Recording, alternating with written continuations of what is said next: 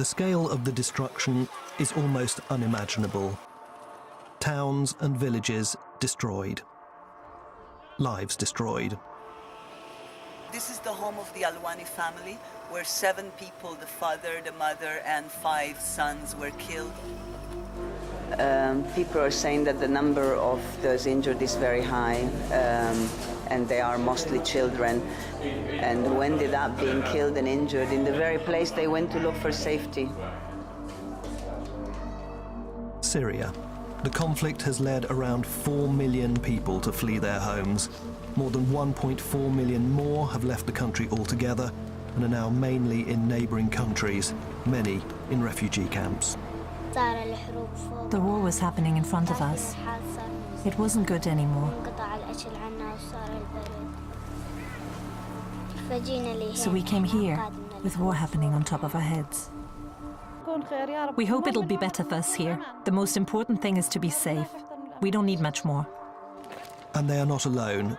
Around the world, millions of the most vulnerable are being failed by their governments and the international community.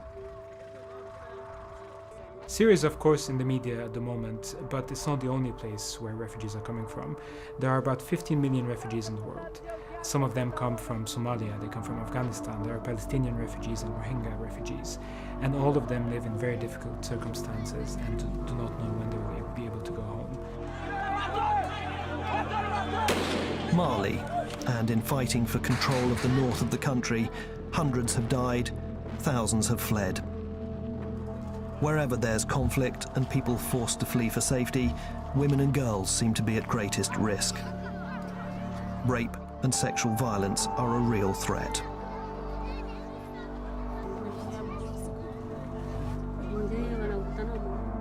They threaten me with a gun.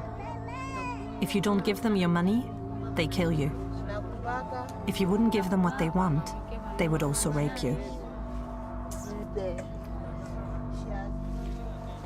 The paradox is that it's harder for the refugees to cross borders than it is for the guns that fuel the violence and insecurity.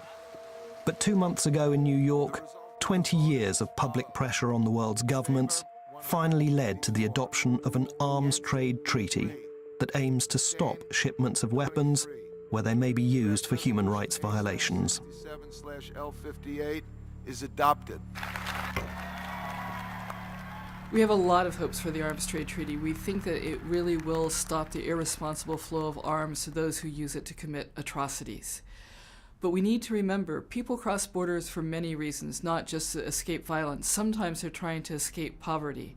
And what we see are migrants crossing borders, sometimes with papers, sometimes without, and once they do that, being stripped of their rights and exploited. Plenty of countries want cheap labour, but don't seem prepared to recognise that every migrant worker has rights. A labourer is also a human being. He also has his own way of living. He's not some animal who can be imprisoned and suppressed in order to extract work. The economic exodus means that tens of millions of people are on the move from country to country. Europe is investing millions of euros in protecting its borders. The side effect is those trying to enter are often detained, discriminated against, and denied their fundamental human rights. When it comes to policing borders and dealing with migrants, there are governments claiming they have the right to act as they see fit in the interests of their people, but they forget that human rights are fundamental and non-negotiable. The world is becoming an increasingly dangerous place for refugees, migrants, displaced people in general.